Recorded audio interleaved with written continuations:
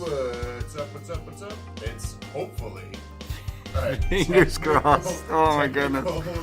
Difficulties proof episode of Nerdy Neighbors. I'm Zach. I'm Vince, and joining us today is...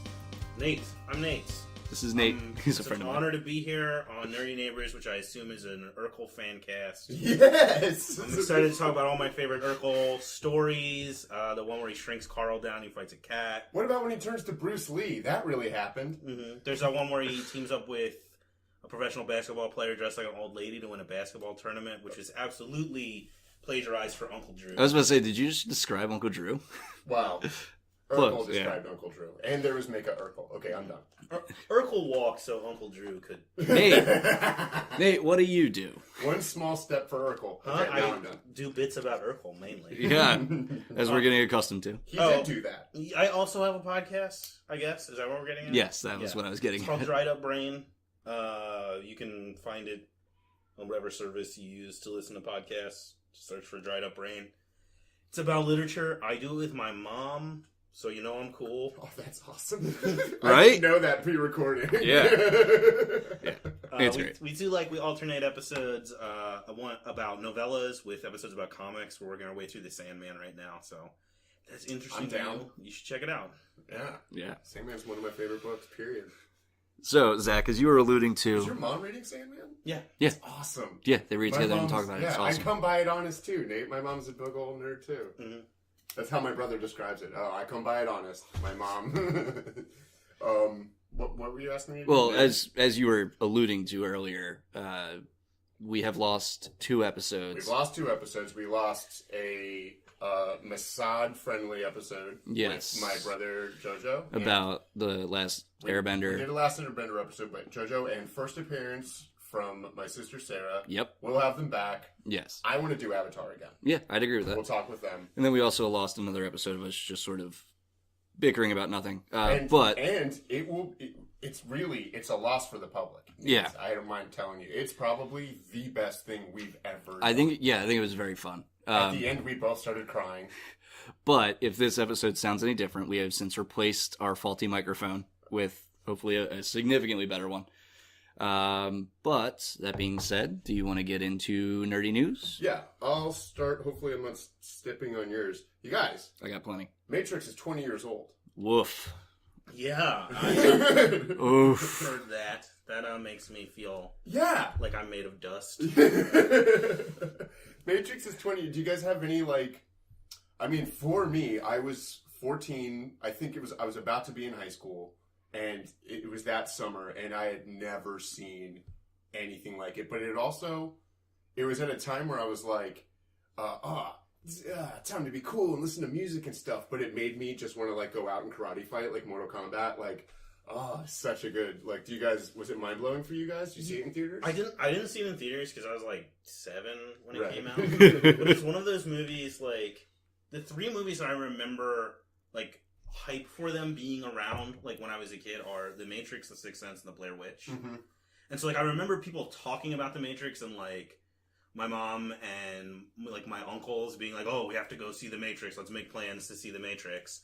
And then I saw it on, when it came out on DVD, and it was, totally mind-blowing for me. At that point, I'd already watched, a ton of Kung Fu movies. Right. And I was, super into comics, and I was like, oh, this is what all movies should be. Yeah, The Matrix. That's what it was. The battery scene for me was so validating, seeing it with, I think I had kind of jockey friends at the time, and they could wrap their head around it once Morpheus goes, turn you into this. Which I love that scene because it's all right, dummies who don't get sci-fi. Yeah. We're going to take a knee. This is a crash course real quick. Matrix has never meant a lot to me. I'm not sure that I've seen all of them. There's no need to. The right. first one is a banger. And right. What a moment in science. Pretty sure I've seen that one. That's the one with the white dudes with dreads, right? That's the second one. Second one. Okay. Reloaded. I might not have seen the first Matrix movie. The first one? Yeah, I'm not entirely sure. Yeah, I'll have to check it out just to make sure. It's a shame if you've seen the second one. Yeah. On TNT, just bored eating Cheetos with your dog. Essentially, you just described my entire sophomore year. I like the second one. I don't think it works totally as a movie, but I think it has a lot of interesting ideas. Yes. It being sort of a dramatization of how your computer works. Like, it's like very serious reboot. Yeah. Almost everything the Wachowskis do is like, I like the idea, I just don't know about the execution. Right, yeah. With the exception of Speed Racer, which is amazing. Yeah, Speed Racer's perfect. Speed Racer is the greatest movie ever. That's what all movies should be. Yeah. Speed Racer I did see in theaters, and I just remember, like, it was one of the first movies where I followed the box office because I was like, oh, I want this to succeed, and then just, like, every week it's like, oh, people aren't seeing Speed Racer. Why isn't anyone seeing Speed Racer? Yeah, people weren't ready for it. It was a sleeper for me. It was There's about just 5 this one years guy ago. who keeps buying these tickets. I think I saw it 3 times. Oh, boy. I maybe saw it twice. I don't know. I know I, like, saw it, like, with a friend or something, and then saw it by myself. Yeah, I saw it 3 times, because then I brought somebody else to see it the 3rd time. I think I was in the height of my 20s, like, that's a film. And I'd been burned by the Wachowskis before. I felt like The Matrix was... There was a time in my life that I was offended by the other 2 Matrix movies because not because I loved the first one, because it was, to me, in my stupid 20 arrogance of like, oh, they were trying to stretch it out to make $1, which now, my opinions have evolved. You have news? I do. I've got plenty of news. If you want to talk about things getting older, Batman turned 80. All right. That one feels so weird to me because it's like, oh yeah, there was like a point in history where Batman didn't exist. Right? That's like, weird. trying to think back on, like... There are people that not are even alive. Batman not existing, like Batman not being what he is now. Like, that's the part that got me when I was just like, well, what? No. What do you mean he carried a gun? Yeah. Right, he did. That stuff. Yeah. Purple gloves. Yeah. Really? I didn't know that. Yeah. Thank goodness for Bill Finger, right? He's the one who... Yeah. He's the guy who designed him. Right. That But... must have been popular in high school with the last name Finger. The early Batman comics are weird. He's not really, like, Batman until... I think he gets, like... Because he's in Detective Comics for a while, and then I think once he gets... Batman 1, I think, is the first appearance of Robin. And that's where it, like, really comes together. And he's like, oh, he doesn't kill people. His gloves match the rest of his suit.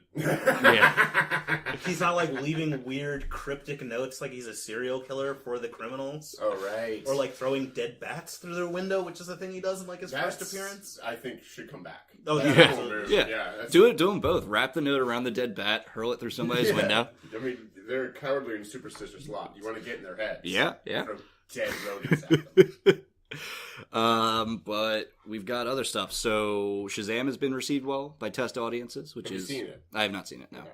No. In addition, Us also being received really well for a horror movie. It's knocking stuff away. I did see that. That was good. Yeah, it's what... Yeah, I saw it. I liked it a lot.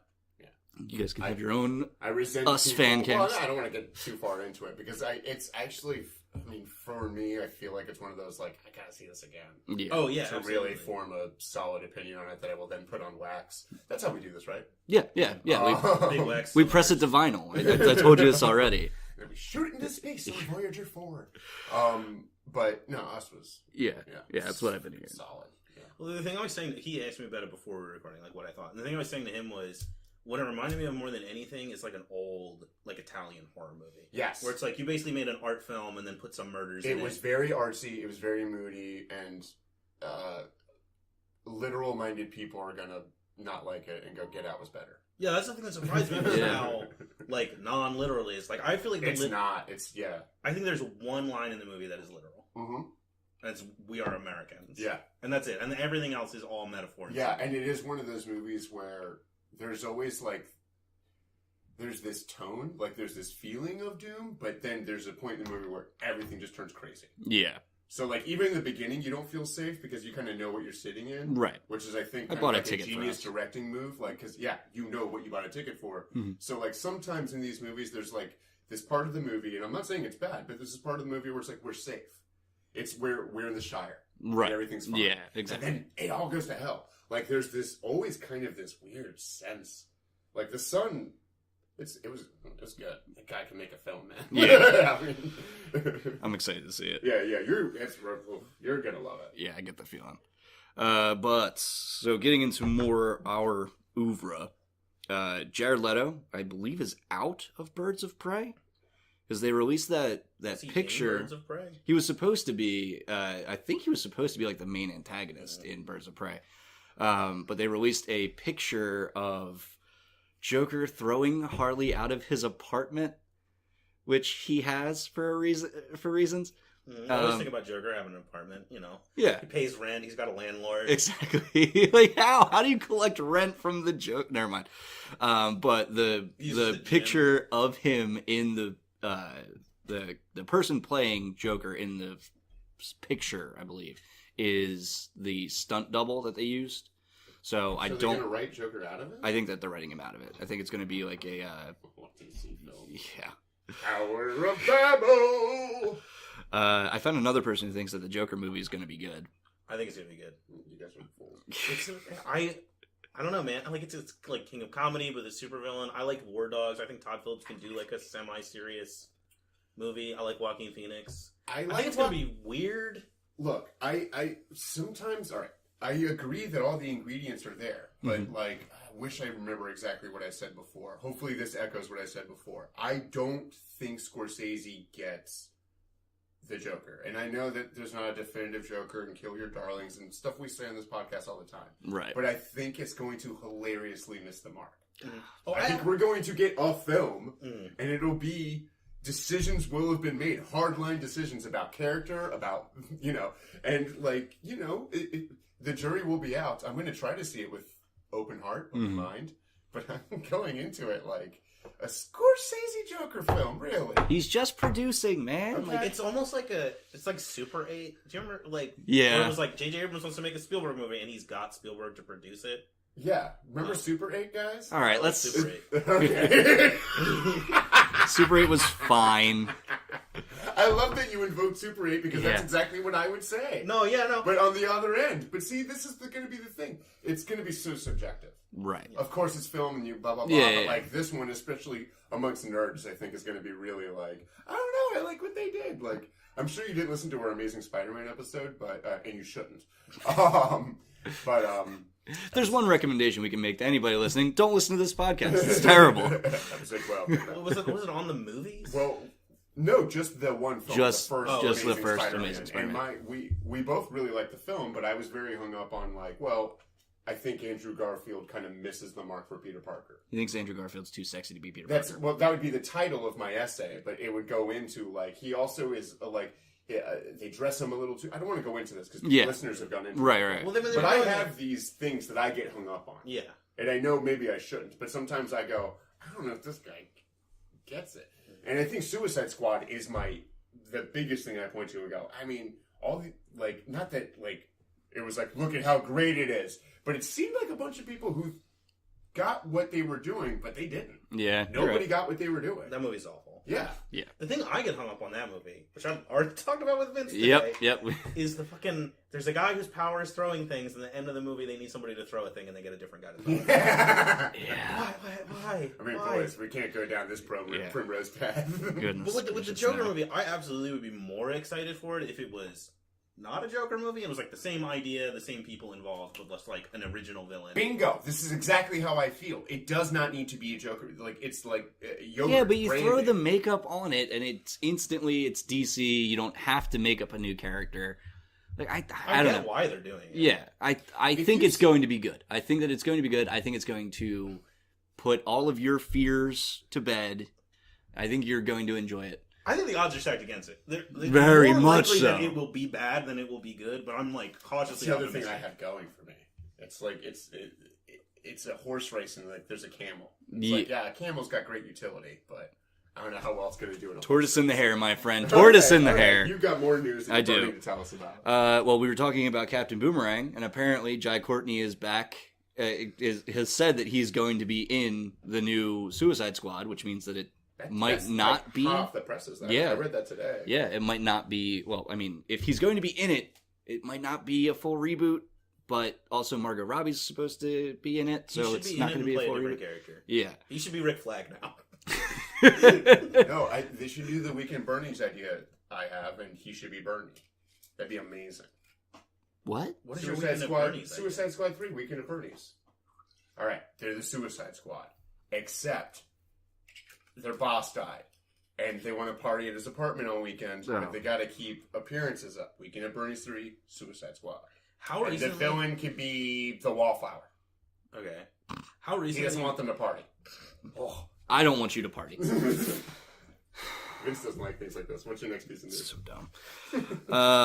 Angelina Jolie is rumored for the Eternals. I saw that. Yeah. I think she'll be playing Cersei. I haven't read Eternals now. Eternals is like, I always say the Inhumans are my least favorite Jack Kirby creation because I genuinely forget the Eternals exist. Like who? Neil Gaiman wrote Eternals thing, but I never read it. I read it and remember basically nothing about it. I know it does kind of like, it's sort of like American Gods or like the JMS Thor run where it's like they don't remember that they're the Eternals and they're living like normal lives. Yeah. And I think it has like a weird twist where like one of them is the villain and it's like not the Deviants or whatever. But that's like all I remember about it. It has like John Romita Jr. art, which is cool. That was super in vogue at the time too. Like this was also at the time that like Sentry was one of the Avengers, and he would turn into the Abyss or the Void. All that the Void, yes. Excuse me, gentlemen. Fake fan. Let me be a gatekeeper. And then Sentry a thing for a while. Yeah, it didn't work. No, not at all. Weird. Who do you think the best analog for Superman is? Apollo? Like, you think that's just the best one? I mean, I don't know. Out of all of them, is what I'm saying. Okay, I really like Who's that guy?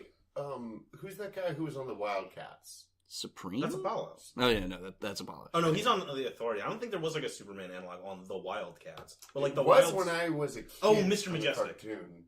Like, it was like a Shazam situation, but it was, like, grosser, because he would, like, get slime. Oh, that's Prime.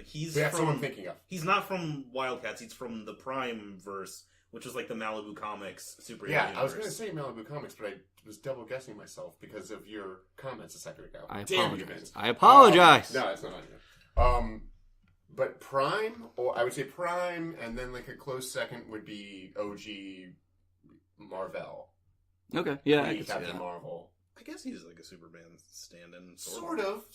I mean, it's like a twist on the Superman. Like he's from another planet, but he's it's not as direct as Prime. But I think in his heyday, Marvel was Marvel's Superman. He was like I could see like he filled that role in a marketing way. Exactly, not in the. He's our flying guy with super strength. You know, in a way, I think this is a whole different conversation. But like in a way, Spider-Man is. Yeah, that's not. I think that Spider-Man. My theory on Spider-Man is that he is their version of. He's a take on the Flash. He's a nerd. The Flash gets his powers, and he immediately, with no question, starts being a good guy. And there's no like explanation for why he would just be like, "I'm a superhero now." Yeah. And then Spider-Man is the nerd. He gets the powers, and he does what anyone else would do, which is like, how do I make money? Yeah, I'll wrestle. Yeah. 6 minutes of playtime. I mean, like. The human spider. I think, like, marketing-wise, he occupies the same space as Superman. That's what I was saying. Yeah. Did you ever read that, the Spider-Man-Superman crossover from, like, the 70s? No. It's surprisingly good. There's a part in it that's, like, one of my favorite moments in, like, Marvel Comics where it's stupid, but... Lay it on us. That's what we're here for. I think, like, Wonder Woman and Spider-Man both get captured by Dr. Doom. And they both escape at the same time, and they're running around in Dr. Doom's castle. And they meet each other, and they're about to explain what's going on and team up. And Dr. Doom comes on over a loudspeaker, and he goes, "Yes, Spider-Man, my partner, destroy Wonder Woman." And then she just starts wailing on him. Oh, that's so like, doomy. So smart. Yeah. He's the best. That's really good. The brother who hasn't appeared, he's his favorite villain, hands down. Oh, yeah. I think he's the best supervillain. Maybe, like, objectively. He's so versatile, you can use him in basically anything. My personal favorite is Mr. Sinister, probably always will be. Yeah. I love Mr. Sinister. You like Scott Summers being sad? I like Scott Summers being sad. I like Mr. Sinister's made-up history. Mm-hmm. I like that he starts in the Victorian era. Yeah.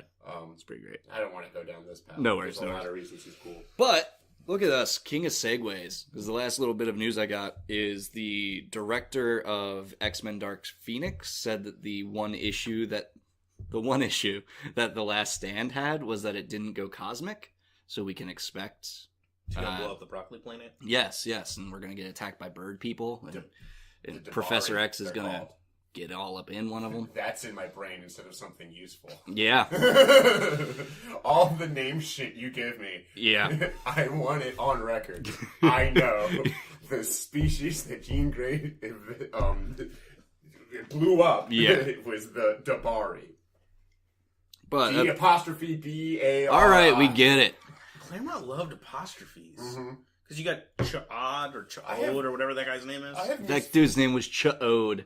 I feel worse for him than I do for Bill Finger in high school. He's a big frog guy that's friends with Corsair. Yeah, that makes sense. I think it's supposed to be like... Because you needed Chewbacca. You're right. It is supposed to be like, it's like Klingon-y. Yeah. You need a Chewbacca guy. Yeah, I agree. I love Corsair. Yeah. He's got cool hair. He's Cyclops' dad, right? He's Yeah.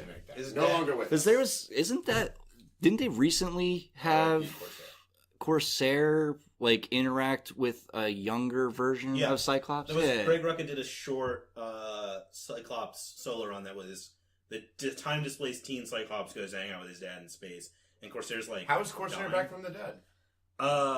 They like... Don't explain it. Never mind. I don't remember. You realize we're talking about comic books, they bring him back in some way where he's like gonna die again anyway. So like part of the plot is they're like rolling around having a space road trip, but he keeps having to stop to like take nanobots or something. Starjammers. That's such a cool idea. Like I liked Hepzibah. Yeah, no, I get it. But that's it for news. That's all I got. I think that's all I had. I was just gonna. I mean, Captain Marvel's still crushing. Yeah, it's almost at $1 billion. I believe. Yeah. That and also WrestleMania is this weekend. All right. Well, we'll do a WrestleMania check-in next week. By all means. We have good equipment. I'm super down for it. I love wrestling so much. It's so good. What are we going to talk about this week, buddy? That is a good question. We're supposed to be just bouncing back and forth. All right, well, I want to Did you load up a Dune clip? No. Okay. No. I got crap for that at a family dinner, I'll have you know. He's done it twice, where he's referenced Dune and then played a Dune clip from his phone. I played the same Dune clip. Yeah. Father! The sleeper has awakened! And instead of just saying, hey, Vince, can you cut in this clip? He just plays it from his phone, like... It's grittier. Yeah. It's more real. It's more punk rock. Don't do it. I'll mute this mic. I will mute this mic so fast. You're Beetlejuicing this. Well, I want to talk about Game of Thrones. Because sure. Let's do it. Well, I don't want to get too far into it, but I've been watching so much Game of Thrones. I've also been watching Game of Thrones. Okay. Gotta get ready. I want to talk to you about... Remember on our last episode we talked about how Baron's... Baron? Yeah. Wow. Yeah. Barristan Selmy got the moniker The Bold. Yes. Okay. So, I also want to do some corrections real quick. The country that name I couldn't remember on our Jaime Lannister episode was Marine. Okay, gotcha. The Free City. Yeah. The family the Targaryen bastards that I kept saying it was something fire. Yeah. It is Blackfire. Okay. I was right. There was one other correction. Maybe it'll come to me later. Yeah, sure, whatever. Okay. Yeah, now I remember. They're not called pyromancers. They're called, well, now it's gone. Fuego Finders. But, like, remember you were talking about... Sparky Boys. We were Sparky Boys. Thank you. Nailed it. Got in one. Sparky Boom Boys. Remember getting up to chapter 37 being like... talking about the... Mr. Martin. What's the green pig shit? What's it called? What? Dragonfire? Dragonfire? That's what it's called. Piss on Dragonfire and you're... Yeah. That, remember I was talking to you about how, like, you can't just make more of it? Right. All right. So, you know how Jaime was talking... You know how she blew up the Sept of Baelor? Yes. Because of the hidden dragonfire that... was underneath of it. Yeah, because Aegon put that everywhere. Yeah, all the barrels of Ectocooler. Right. Yeah. Yes. That stuff is delicious. And flammable. What was I getting to? Oh, yeah. So, because on that episode you were talking about how she might turn evil and she could just get that... Like, I wanted to, like... My fan theory is that Daenerys is going to turn... heel at the end of this season. Okay. I wanted to get into how impossible that is and what happened to Jaime. I want to dismantle you so badly. So, if you'll excuse me, let me roll on my chalkboard, gentlemen. So, after Jaime kills the... All right. No, here's the better place to start. The War of the Usurper. 1812. Okay. Yep. No. Robert's Rebellion. Yes. Mm-hmm. So there's this thing called it's going well. Do you guys know why? I will try to make this brief. Do you guys know why it became Robert's Rebellion and not Ned's? There are a couple of reasons. Well, wasn't it because Rhaegar stole off with Lyanna? So politically, that was a great sell. Right. Let's call that reason number one. Sure. Politically, that was a huge sell. Circling it on the chalkboard. But not that different of a sell of this guy killed my dad and father. Right. Like, dishonorably. Yeah. So the other reason why it was made Robert's Rebellion is because Robert was like a 6 foot tall, muscle bound Belushi. Yeah. People loved him. People wanted to be around him. People wanted to work for him. And he's Fred Flintstone himself. Yeah, I mean, this is before we see him in the show. Like, with the original Robert is like this lovable, muscle bound, Yeah. Yeah. And so there's this thing called the Battle of the Bells. At the time, the Mad King had this hand, whose name I can't remember. Let's call him Rufus. Sure. And after Robert wins 4 battles in a row on the same day, he gets injured and he gets separated from his army and he goes to this town. Let's call it blah blah blah. Yeah. And Rufus, the hand of the Mad King, finds out that he's in blah blah blah. He can cut off the head. Yeah. Yeah. So he goes to blah blah Blurg, and people in the town love Robert, so they're hiding him. Who wouldn't? And also, Real Rob heads. also he's in a whorehouse, like because he's Robert. Yeah. And it's the last place. This guy Rufus, he's bought into the propaganda. Oh. He hasn't looked there at all, and the town's not helping. Because he's a paragon of... Yeah. Okay. So this is like such a classic situation of like Robert got separated from his army, found the closest town, wandered into a whorehouse, and was like, I need to heal here for a couple of seconds, but this isn't injured. Gesturing to my groin, listeners. He is. But all right. So the king's army invades this town and is searching it, and they're hiding Robert, and they don't look into whorehouse, and then Ned's army catches up, and a not proper battle happens. This is one I would love to see. It's called the Battle of the Bells, and it's fighting in the streets. People are literally fighting on top of the roof, and it's called the Battle of the Bells because people in the town are ringing bells because shit's going down. Right, exactly. And Robert and ring, Ned, ring, ring. Look at that guy. He's getting stabbed. Robert and Ned take Rufus's army, and this is when the the political part of the rebellion really takes hold. It's after this that Jon Arryn and Ned marry the Catelyn and the Riverland daughters. Yeah, they got another big house. They've solidified their political move. They're moving towards the Red Keep, and Rhaegar has finally come out. Battle of the Ruby Ford. We all know what happened there. I'm so tired of hearing it. Yeah. So while all this is happening, the Mad King is getting mad, like going crazier and crazier and crazier. Lannister army outside of the Red Keep. Everyone knows all this. He lets the Lannister army in. He shouldn't have done that. They start sacking the town. He says, "Get me your father's head to Jaime. Right. Kill your dad. Yeah. Bring me his dome." Obvious. Here's the thing that Jaime doesn't get into in the show. That happens in the books, and there's no reason not to imagine this. And after this, dear listeners and dear friends, I will be done. Is the pyromancers? I know that's not what they're called. Sparky Boys. The Sparky Boys. Mm-hmm. There was 2 of them. Also, we're changing our fans' names from the Nerdy Neighborhood to Sparky Boys. There were 2 chief ones that were in charge of making and organizing where it was. Yeah. And because it was a massive amount. We've all seen the show. Under the Red Keep, that big church thing, and other places. There's a fuck ton of it all over the place. Now, a bunch of it, as we know, Tyrion used at the Battle of Blackwater. Right. Clearly, they didn't find that stuff under Maegor. But afterwards, Jaime knows that only pyromancers know about this stuff because they made a bunch of it. So after he kills the Mad King, this isn't directly after. For the next couple of months, he goes around hunting down every single pyromancer so that nobody who knows about that stuff can live. But people write things down, Zach. I thought that... Look, in the logic of the show... In the logic of the show, they write down everything! In the logic of the book. I thought that the creepy Frankenstein guy made more of it for Thank you, Cersei Nate. when she blows Qyburn up. doesn't. I guarantee you he does. He doesn't. I guarantee He you. doesn't know how. It doesn't happen. Oh, okay. When she blows up what? when she blows up the sept. I thought that was that's left over from the Mad King. I guarantee you, I will find this clip and I will send it to you. I will find this clip and I will send it to you. He says to Cersei, "I found what you told me about. My little birds found it because Jaime only told his brother and his sister." Okay. I will find the. I can show it to you right now. I was just watching. We'll find it later. He can't make a massive amount. It's a lost art. That old guy was one of the last guys who can make it. And the guy who has access to black magic tomes would be the perfect guy to find it. He doesn't have access to black magic tomes. He has a very logical way of going. Almost like it's a chemical formula. Yeah, it's Get not. out of here, he dude. Didn't make her that much. It's not that easy to make at all. You don't read the books. I don't read the books. But it's not that easy to make. I listen to the books.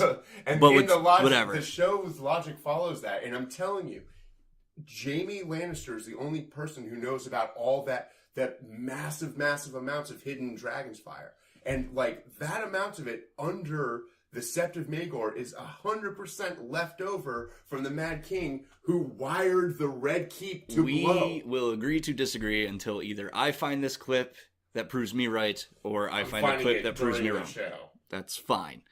Do you think... Oh, crap. What's Arya's wolf's name? Nymeria. No. Lymeria. Yes. I think that wolf will come back. Didn't she, like, run into it and it was like... Rawr. Did she? In the show? Yes. It's like a metaphor for her having changed. Oh. She says to Nymeria what she said to her dad. She says to Nymeria, I'm coming home, come home with me. And Nymeria looks at her and runs off. And as she watches her running off, she says, "That's not you." Which is what she says to Ned when Ned says, "You'll marry a lord one day and your sons will be great warriors." She says, "It's not me." That's not me. Yeah. Okay. All right. Unless that's supposed to be what's his face. Man, I cannot. This Game of Thrones is one of the only things where I watch the show, but it's one of the only things that I allow myself to not obsess over. Yeah. So it's like it's like the only thing where I don't know a bunch of the characters' names. That's fine. So unless that's supposed to be the youngest Stark's wolf, because I think that one's also still around. Shaggy Dog? No. Shaggy Dog's head gets cut off by the Northern Lords. That's how they prove Yeah. that's how they prove it. Oh, right, yeah. yeah. Never mind. All of them are dead except for Nymeria and Wolf. Ghost. Excuse me. Thank you very much. Ghost Dog, way the same way. Yes. Don't use his government name. Do you have any hopes for the last season? We talked about it on the last episode. Yeah, I want Daenerys to go bad. It's not gonna. Okay, so I'm rewatching the show, and the whole deal with Daenerys being of Targaryen blood, and maybe this is just because of stuff that we find out later, but the whole deal with her is that fire doesn't hurt her. Heat, not an issue. But, no, like, doesn't affect her at all. She gets set on fire like twice and it doesn't do anything. Yeah, she set herself on fire twice. Yeah. So, but if we're led to believe that Targaryens, true dragons, aren't hurt by fire, in the first season of the show, when the White Walkers attack or when they find that dead body and they bring it back to Castle Black, and it rises again, there's a scene where Jon Snow grabs a lantern that's being held by Mormont, and he throws it at the corpse, but it hurts his hand. It burns his hand. Yeah. So, what's going on? But he's like... the Targaryens are all like interbred, yeah, right? yeah. She's like pure Targaryen. Right, that's what I'm... half Targaryen. Yeah. George R. R. So if he grabbed it with the other hand... Maybe.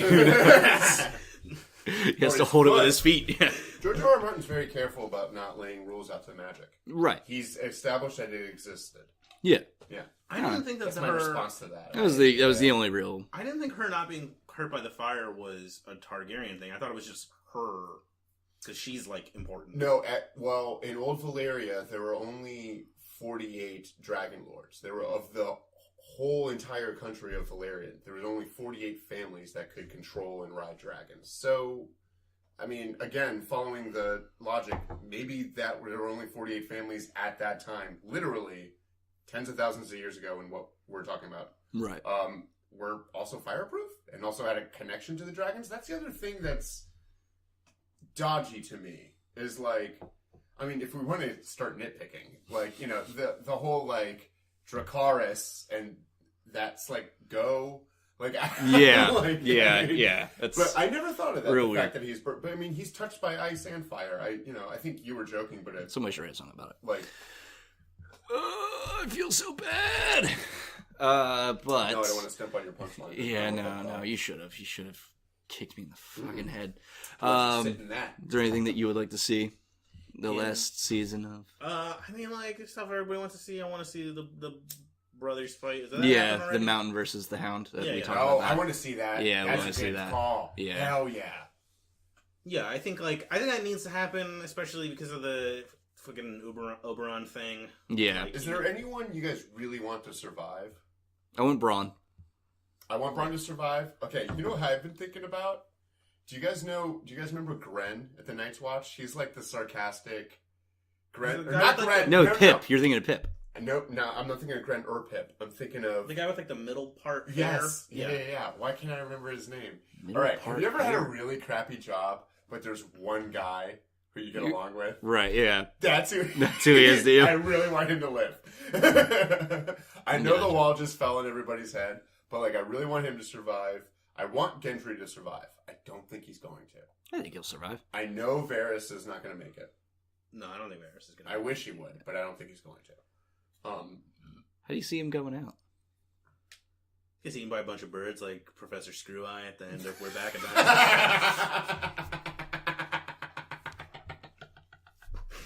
There we go. That's done and dusted. There are a lot of crows in Game of Thrones, so this follows. I'm crying. Okay. God, I loved that movie when I was a kid. Yeah. Oh yeah, me too. Terrifying. Yeah, Screw-Eye's a terrifying villain. Yeah. Yeah. And then there's just like his godlike brother, his omnipotent time machine having that godlike movie's so brother. weird. Yeah. His magic cereal that turns a T-Rex into John Goodman. Yeah, no, it's like that guy was God. I'm pretty sure. Yeah, there's supposed to be God and the devil. It's the same. Yeah, it's the same.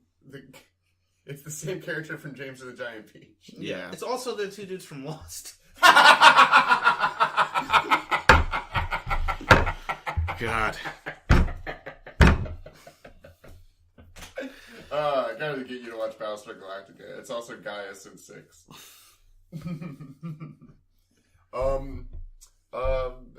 Yeah, I have other crap. Maybe we should move on from Game of Thrones. Sure. How long have we been talking about this? Probably too long. And I went on for too long. Sorry, listeners. I had to try to get Vince to the light that is not...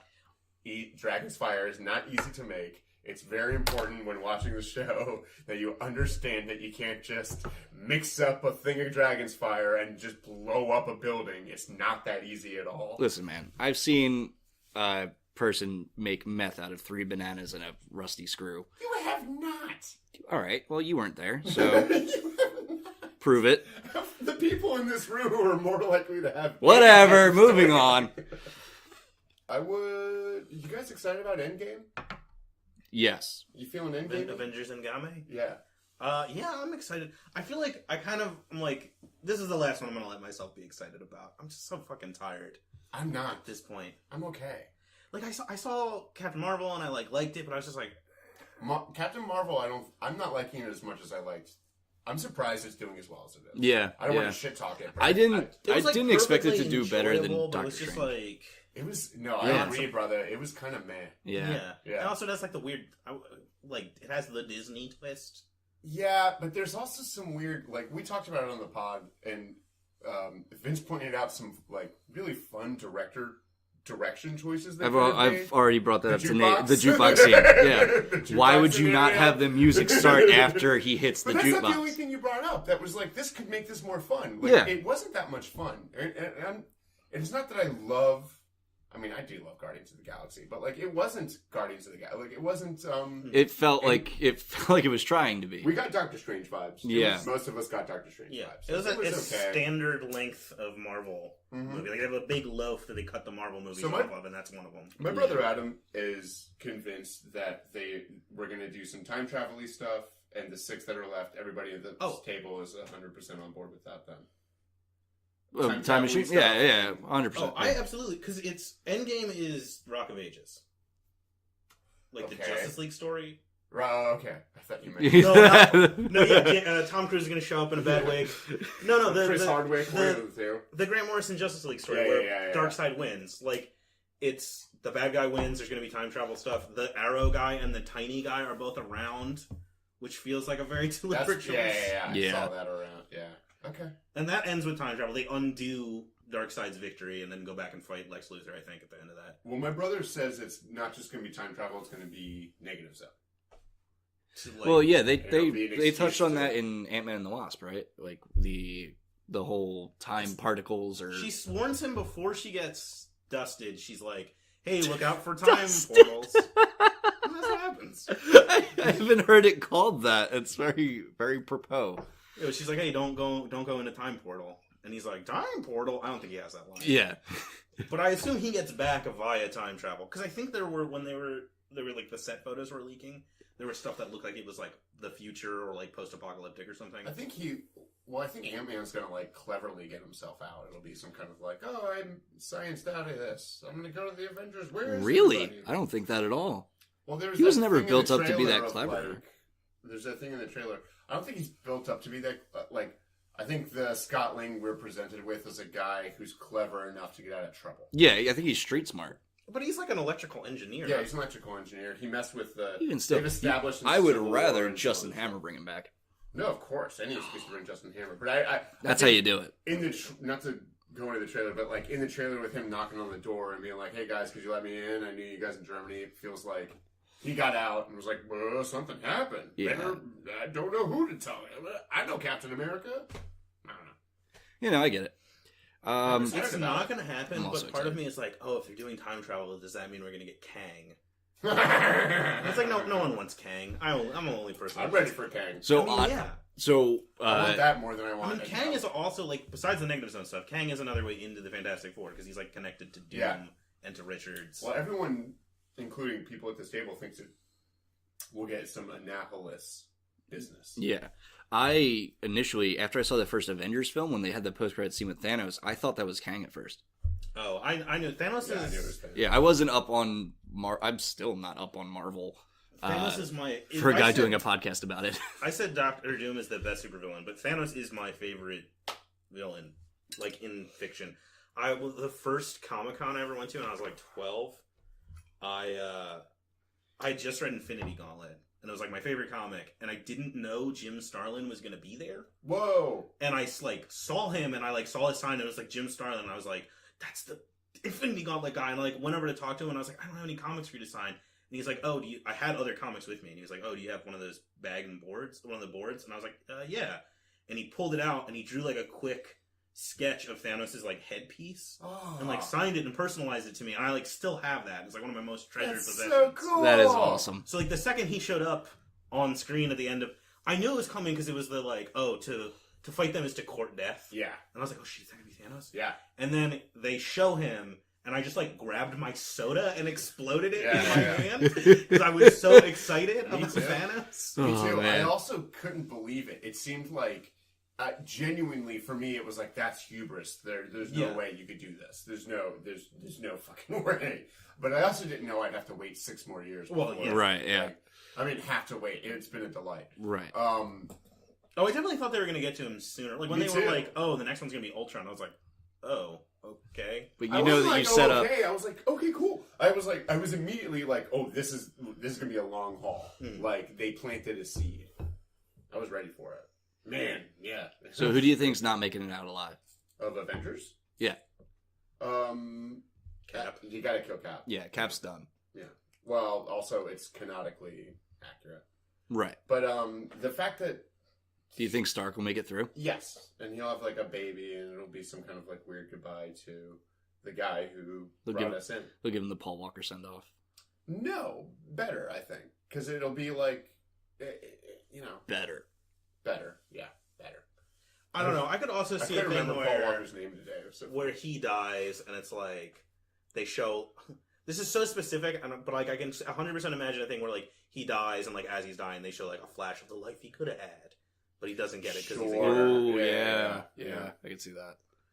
But I definitely think Cap is done. I mean, I thought Cap was going to be done going into Infinity War. I thought Tony was for sure. I thought we'd lose Stark, and felt there'd like be some kind of Stark robot that shows up in Endgame. Right. I'm with you that he'll probably survive, but it felt like at least from Iron Man 3 onward, but I think even from the first Avengers onward, it felt like they were building up to, like, the death of Tony Stark. Yeah. And now I don't, like, after him surviving Infinity War and his, like, speech thing that he has in the trailer where he's talking to Pepper, I'm, like, less certain that he's gonna eat it. Oh, I'm 100% sure he's not going to. They cashed, the Russo brothers are smart with they know they've cashed us emotionally in that stab moment. Yeah. That was the moment we all went gasp. They know that you can't go back to that well. And the less seasoned viewers are not going to see Captain America dying coming. Yeah. Anyone who hasn't read Infinity Gauntlet is not going to see that coming. Okay, but who else? Hawkeye, probably. I think either Hawkeye or Ant-Man is going to die. Probably Hawkeye. I think Hawkeye will die. No. I think if anything, maybe they'll kill off Mark Ruffalo. Really? Yeah. Because it's hard to do Hulk movies. Well, I don't think that they'll do Hulk movies. I think that they'll do Ragnarok. They'll just put him in other stuff. If they were smart, they'd keep doing that. But I think I really think it's going to be Steve, and that'll be enough. Ang Lee's got some good news for you. So I tried to watch that movie again recently. It's super weird. Yeah, life's finite, right? We only have so long, dude.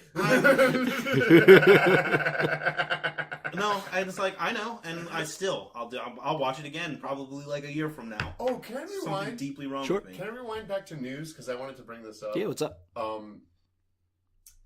don't know if this was on our last episode that is lost to the ages, but we talked about Axe director Zack Snyder. Yes. And he's still a director. And no, Axe, like you know how he says. Yeah. Talked about his Batman dying thing. Yeah. So living in a dream world. Yeah. So we came out kind of against that opinion on this pod. Good. But you know, it's a bad opinion. Yeah. But you know, and if this is like too hacky, cut this out. But like, so Paul Tompkin tweeted a thought that was so parallel to what we were talking about last week, right? That I got to bring it up this week. Sure. Which is like, yeah, if I'm okay with a guy in a bat costume fighting crime, I buy that he doesn't kill people. Yeah, exactly. Like, if I'm on board for the costume, with the little ears, the rest of it is irrelevant. Like I'm on board. Starting to go, it's unrealistic to think he doesn't kill people. Wait, what are we doing? Yeah, no, I 100% agree with that. I just wanted to bring it up on pod of like, I don't know why I didn't think of that. Yeah. I don't want to like go over territory you've already gone over before, but his take is so baffling to me because it's like, even in the like touch point for like the Dark Batman, like the Dark Knight Returns, which is like the like lodestone for every Dark Batman story. He makes a specific point in that to be like, we don't kill. He breaks a fucking gun in half. Exactly. It's a coward's weapon. Like, we don't do that. I don't know where he's getting his, like... Well, he's getting it from an internet video that clocked all the times that Batman's killed people. But that's the thing. It's an internet video. It's not your vision. But I think for Zack Snyder, the Rosetta Stone to understand that dude is his Watchmen movie. Yeah, exactly. And it's specifically what he cuts out of the Watchmen movie, which is the scene that proves Rorschach wrong. Which, for the layman... Okay, so Rorschach has that big moment where he's talking to the psychiatrist and he's like, oh, Kitty Genovese is like the whole reason that I'm a thing, and everybody just stands back and lets bad things happen, and you would do the same thing.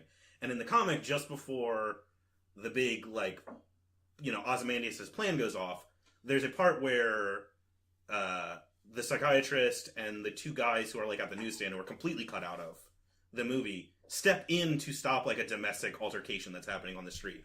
And it refutes Rorschach's, like, bullshit and also answers the, like, question of the movie, which is, like, who watches The Watchmen? We do. Yes. But he cuts all that stuff out because he's a dude who doesn't believe in altruism. Yeah. He's a guy who agrees with Rorschach, so he wants the Rorschach part to be true. And I think that's like, explains everything that he does. Yeah, he's also, like, he's kind of a creep. Yeah. Well, how are we feeling about the pre-Watchmen show? Stupid. That's stupid. It's I can't believe that they're doing that. Not into it at all. Did you guys read any of the Before Watchmen? I read a little bit of it. I read because like there was some. It was such a bad idea, but there were like some creators. Like I read the Darwin Cook stuff. He did. I think he did the Silk Spectre. Okay, yeah. Which is like fine, and I forget which other ones. I read a couple of them. None of them are great. No, none of them are. None of them justify their existence. They're not the never worst. looked at the Mona Lisa and thought, well, how did she get there? And no, I didn't read any of the prequel books because fuck you. What are you doing? It's like I don't understand because it feels like Watchmen exists as a commentary on superhero comics. So all the things that happened in the past of Watchmen are like superhero comics happened, and now this is happening. Yeah, it's not like a rich, fully built universe. world. Yeah, like if somebody was like, "Oh, I want to telling more Star Wars stories," it's like, "Oh, that's a cool sandbox." Exactly. Well, Nate, Watchmen's not a sandbox. I've got some good news for you because they're a part of the DCU now, or the DC universe. What? Who is? Oh, the Watchmen. Yeah. Yeah, I've not read any of that Doomsday Clock stuff. It's part of me the part of my brain that makes me want to watch Ang Lee's Hulk again. Yeah. Makes me want to read Doomsday Clock. I've read some of that. I wouldn't say that's a waste of time. It's like it's not terrible if you're going into it with if you know what to expect.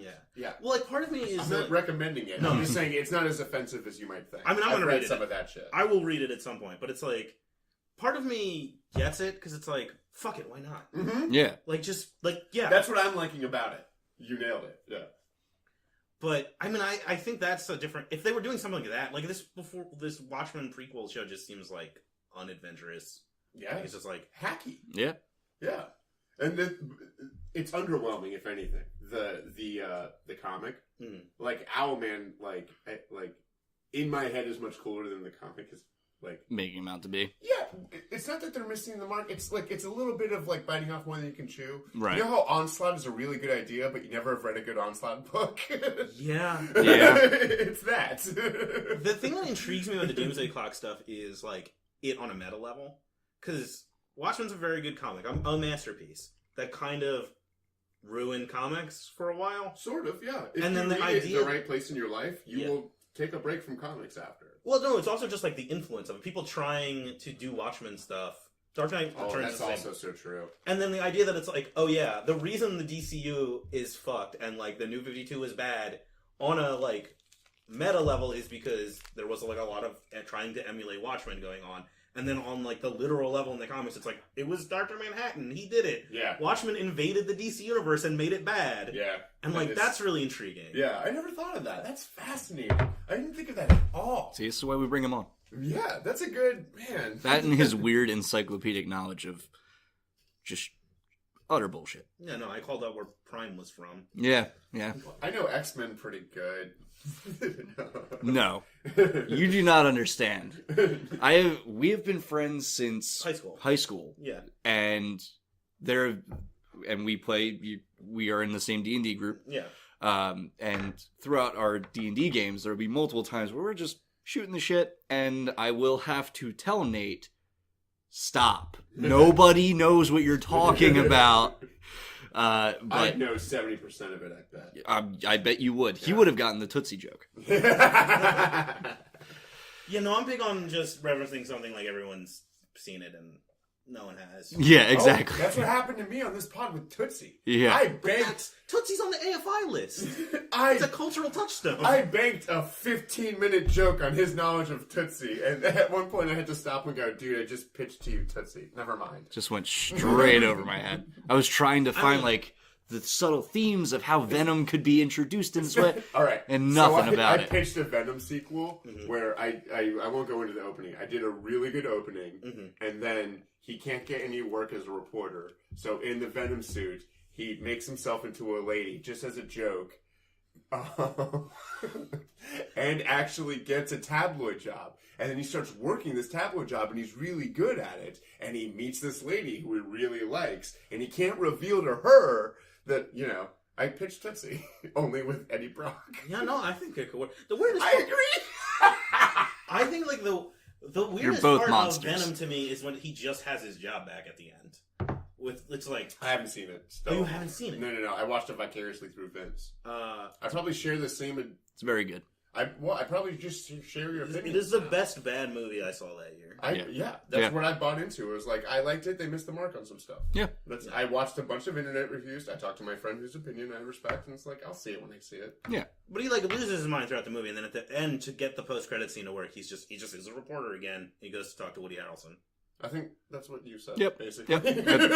That's almost word for word. Yeah. It's like, they're gonna be calm. That's exactly what Vin did. Oh my goodness. The line read is so bad. So bad. The wig. The wig is fucking crazy. So bad. Well, the thing I love in comic book movies is the things that they're like, oh no, fans are going to be looking for this. Oh, this is like, no one was looking for that hair, dude. Exactly what I was about to say. They're like, oh, they're not going to believe he's Carnage if he doesn't have the hair. His iconic hair. Yeah, exactly. That everyone knows. He's got to have it.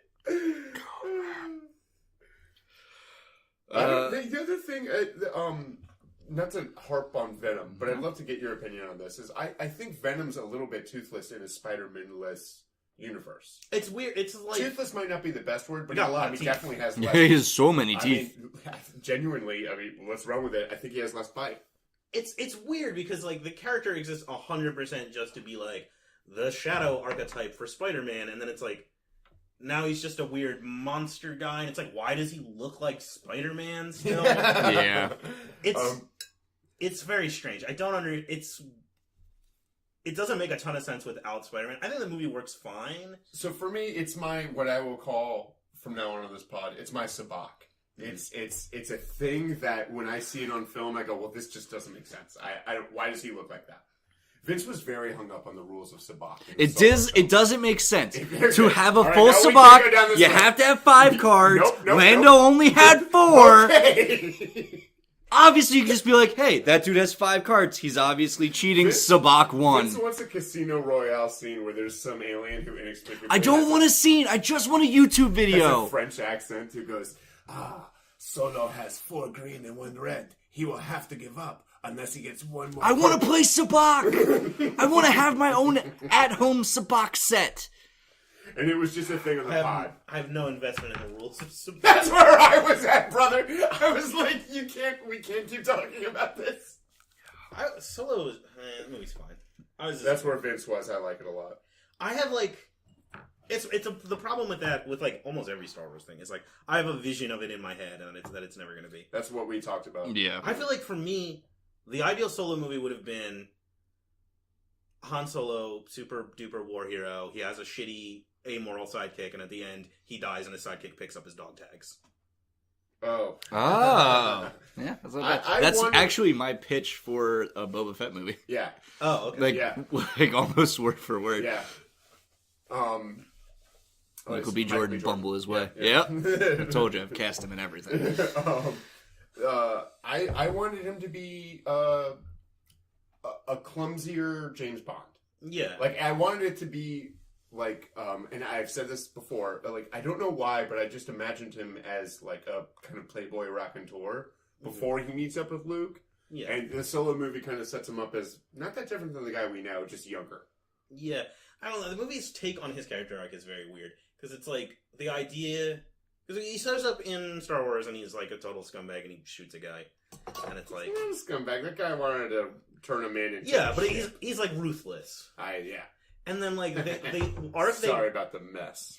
The arc they want him to have in Solo is that he's like a mostly good guy, and then he becomes shitty at the very end. Okay, I'm sorry. The introduction of Harrison Ford Han Solo is so precious to me in my mind. It is the definitive cool.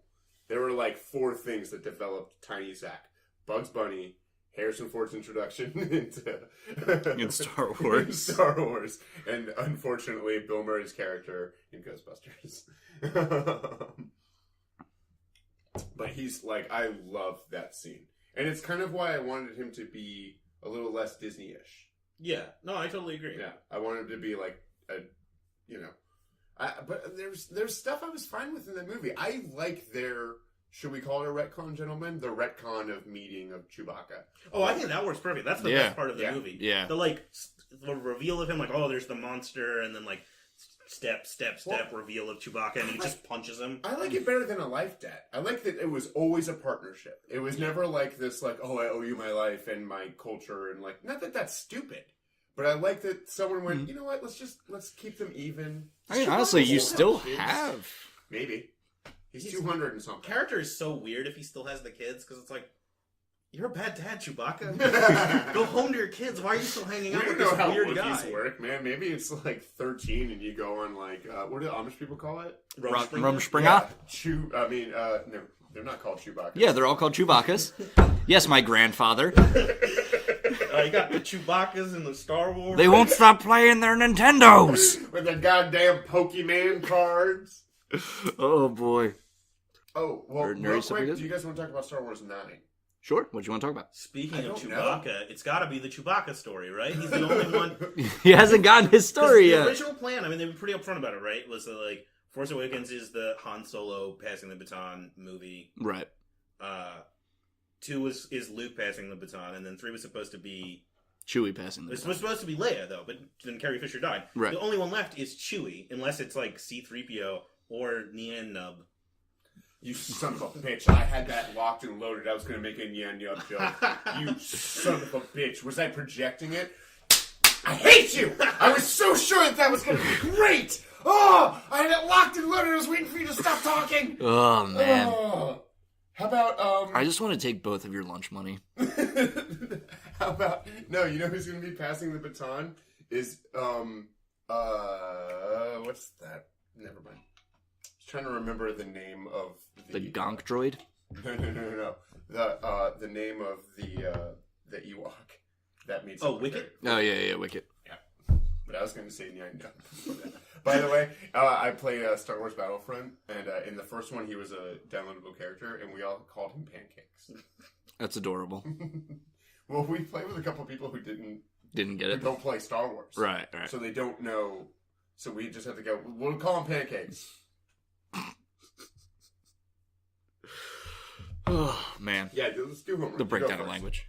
Okay, so my homework for last week was to watch 2 episodes of Buffy. So I did that. Had you watched any Buffy before? Or is this the only 2 episodes you've seen? I'd love to hear you describe this. Yeah, so I had not watched Buffy before we started this podcast. Okay. And then Zach gave me 2 episodes of Buffy to watch. It was the musical episode, and then another episode. A random episode from season 3 called Lover's Walk, where Spike comes back to town, having just been dumped by Drusilla. Was season 3 the mayor season? Yes, sir. Okay, so that's the best season. I agree. Because for a second I was like... Holy crap! You brought the right guy here! Dude, I'm telling you. That's my favorite season! Yeah, no, it's the best. Yeah! Because it's the last one that they're actually in high school. Yeah. Yeah, and other stuff. The mayor's awesome. Oh, no, he's a great villain. He's just like so... Yeah. Like, he's just a dad, basically. Yeah. At one point he's golfing, and he's talking about Spike. Oh, in the episode you watched. Mm-hmm. And he goes, he was a real loose cannon. He was really rocking the boat. Oh, yeah. That's when he was playing golf in his office. Yeah. That guy is the evil. Yeah, okay. And he goes, is that a mixed metaphor, loose cannon? Rock the boat? Huh. And then he starts golfing again. He's the best. So, I watched those 2 episodes, and then, because Liz was recovering from surgery, I just watched Buffy with her. Okay. So I've gotten up to... Is Liz into Buffy? That seems like... Liz is into Buffy, yeah. Okay, yeah. that tracks with what I know about Yeah, she loves Buffy. So I was up to season 2, episode 19, which is I Only Have Eyes for You, which was... You're getting into it. Yeah, it was a really good episode. Yeah. I dug it. And then the episode after that was Go Fish. Is I Only Have Eyes for You narrated by Angelus? No, I don't believe so. It's the one with the Sadie Hawkins dance, where they find out that in years past there was a student who was having an affair with a teacher, and blah blah blah it's the blah. ghost episode. Exactly. Yeah. So that's fun. Yeah. So some notes I got for that one. They refer to the first interaction that they have with this ghost deal is that they see this couple fighting, and then the guy pulls a gun on the girl. Yeah. And then Xander, the poet, says that guy almost OJ'd his girlfriend. Vince, it was 1998. No, I get it. That's fresh. wild. Um, That guy almost did a 9/11 on his girlfriend. yeah, that would have been real bad. Oh, man. Not even. It's more like, dude, did you hear about, I don't know, Isabel? What? Dude, her boyfriend just, like, Mueller filed everything about her. Oof. Also, Willow finds out about magic and paganism from Miss Calendar's computer, which I'm assuming will lead her down the path to Also, Magic City. Again, this show started in 1996, so the first year or so of Willow, she's a computer geek. Yeah. Giles gets how the library works, and Willow can work the computer. Yeah, well, she's a magician. She's what the guy it in a is. chair. She gets catfished by a robot demon. She does get catfished by a robot demon. That's a weird episode. It was definitely a weird I would love to episode. be in the writer's room in that episode, because that is definitely the day that we're like, okay. I just want to go home. So, what if it's just an evil internet demon? The internet's evil, right? That episode ends up being weirdly important to the show, because that's the one that establishes, like, oh, sci-fi shit can happen. And that's, like, all of season 4. Yeah. The Invisible Girl one is another sci-fi shit can happen, because she gets... Oh, yeah, and she gets recruited by the government at the end. Yes. That's a weird episode. And it ends with her in a room with other invisible kids, and she opens up the book, and the first page is like, how to garrote somebody or something like that, and she goes, cool. It's an interesting show. You don't say. We find out that the principal knows that the high school is built on a hellmouth. Snyder. Yeah. Yeah. He's also, for you nerds out there, he's Quark from DS9. Oh, yeah. Not a Star Trek guy, I forget. I always forget that about him. No idea. Over my head. I'm assuming that the theme of the episode is forgiveness, because there's like a really weird interaction, and I honestly really liked it that Buffy could not forgive this kid. Mm-hmm. Like, she absolutely couldn't. He's a bad guy, can't forgive him. Blah blah blah blah. Because she's like retaining that whole self hatred that she has. With the angel stuff, yeah. Right.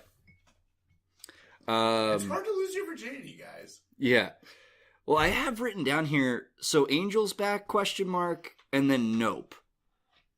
So he's evil. Yeah. But in the show, like when he gets possessed by the female teacher, and he has that moment. Act. Exactly. It's not even that he was acting, he was being possessed. I was making fun of David Boreanaz. Oh, okay. He cares again. In the moment. And then instantly done's up. Having been alive at the moment, like, when we were watching it on a week-to-week basis, that's all we wanted, was for Angel to be nice to her. Right. And because the show is telling us, oh, this isn't really Angel, like it's, you know. Yeah. You are a seasoned viewer who's watching it over and over and over again. It works less. It doesn't play as well. Yeah. When you can watch it in the future, and you're not 12. Yeah.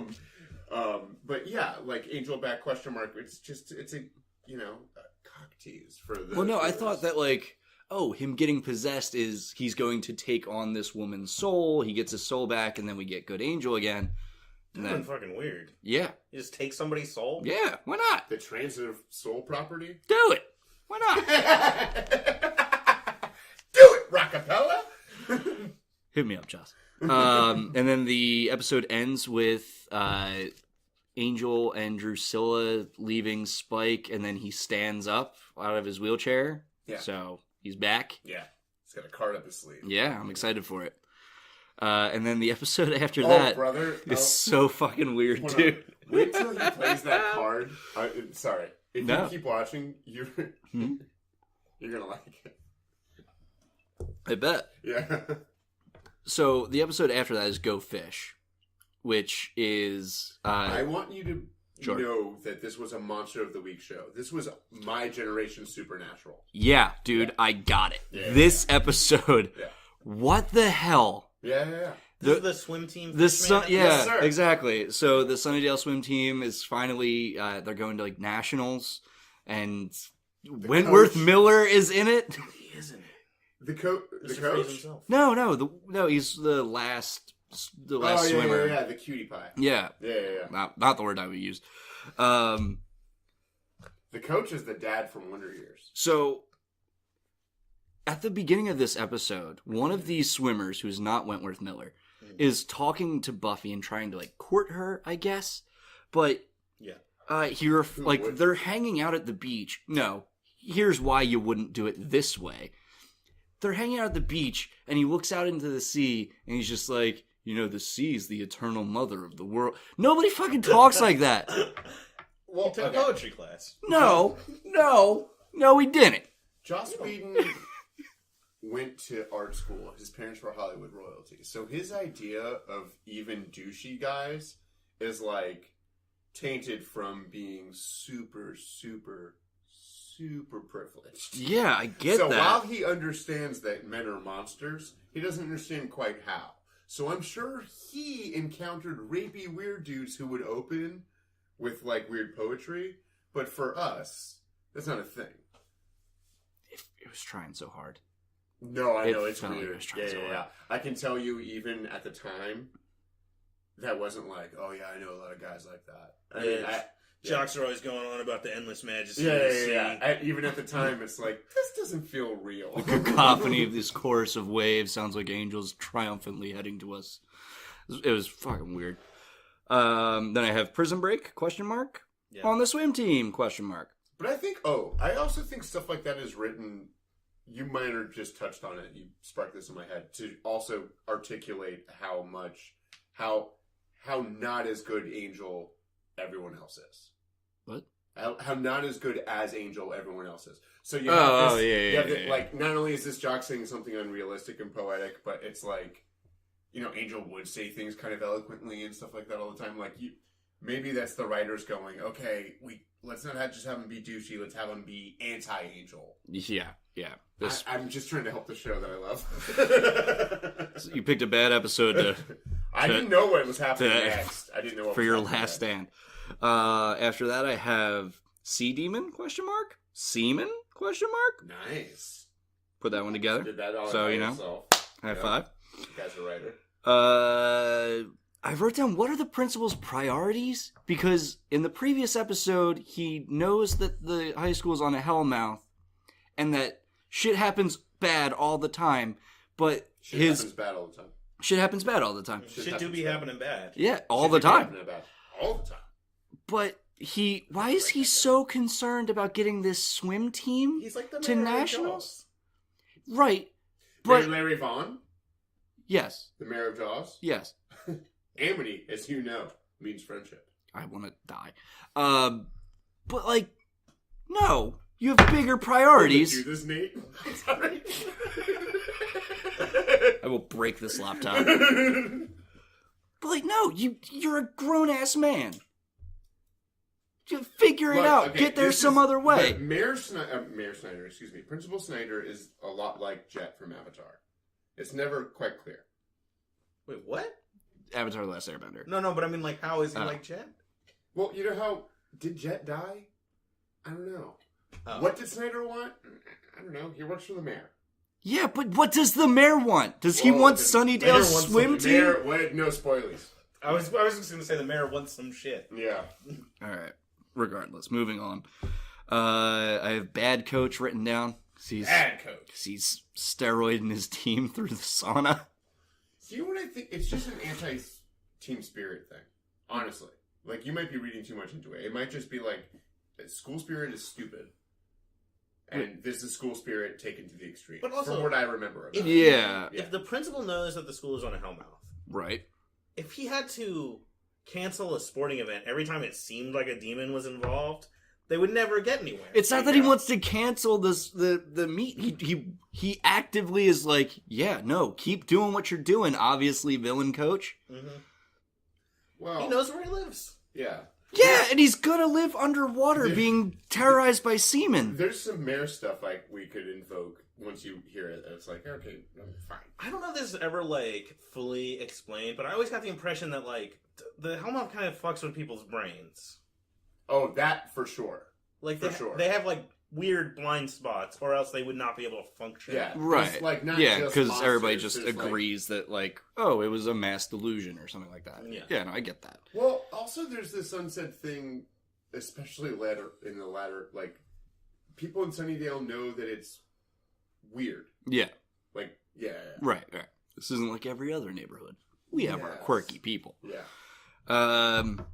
So after that, I have written down, you know what would solve a lot of these problems? A gun. Yeah. And then a gun shows up in that episode. Why not just keep that gun? Just hold on to that gun and fucking shoot a dude. Well, shoot the coach. Guns can fuck you in a writer room. Guns and cell phones can fuck you in a writer's room. Yeah, I agree. Yeah. So the fact that they introduced a gun is a bad thing. Yeah. Because that's it. Look, man, they gotta do 23 episodes, alright? I'm sorry that you had to watch Go Fish.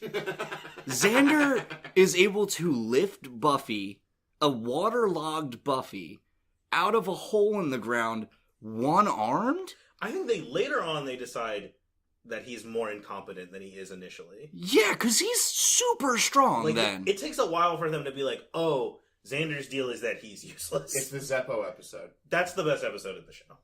Ooh. That's in my opinion. It's up there for me. You're not wrong. Oh, it's up there. That episode when I watched it the first time was like almost everything. But then that was before I really got into Spike's origin story, and I was like, okay, forget about it. This is me. But Zeppo is it's a big Spike stan. I like Spike a lot too. I like Spike more once he starts showing up in Angel, and it's like, oh, Spike's just a loser. He's like a guy who was cool and is still desperately trying to be cool. Well, when I met James Marston, I talked to him about Angel. Look at that name drop. Look at that fucking name drop. You know, Marsters actually. Marston is the guy from Westworld. when we were hanging out. Marsters, my friend. Yeah. Marsters. And I call him Jimmy. It's whatever. You didn't ask him about X-Men, about Dragon Ball Evolution? I did not. Probably a good idea. The last thing I have written down is they just let them go. Mm-hmm. Just live in the ocean. Go to the sea. Right, but they gotta eat shit. And like... Plenty of fish in the sea. Eventually... Shut up. Not wrong. But eventually they're gonna die and wash ashore on some Mediterranean beach somewhere. And how's that gonna get explained when there isn't a hellmouth nearby? Alright. This is that right there. That actually sort of explained later, not directly. But that ending is it's the same thing that happened in the musical episode where Xander just killed people. All right, here's the thing. And they don't acknowledge it. You're right about the fish people. But on the other hand,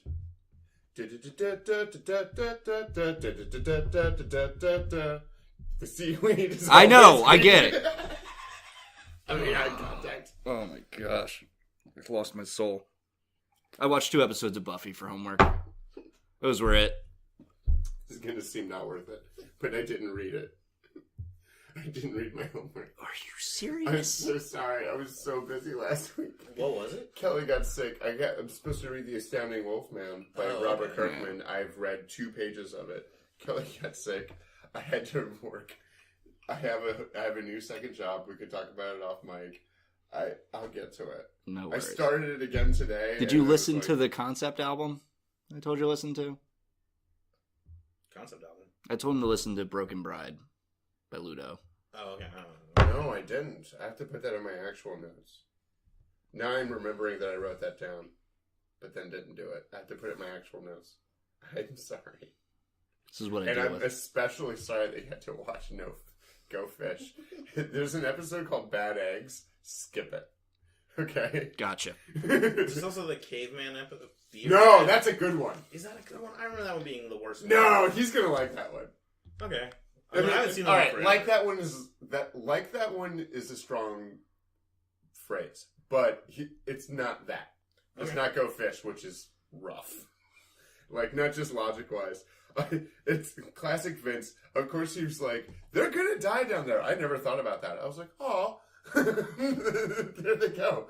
They're gonna go live with King Trident.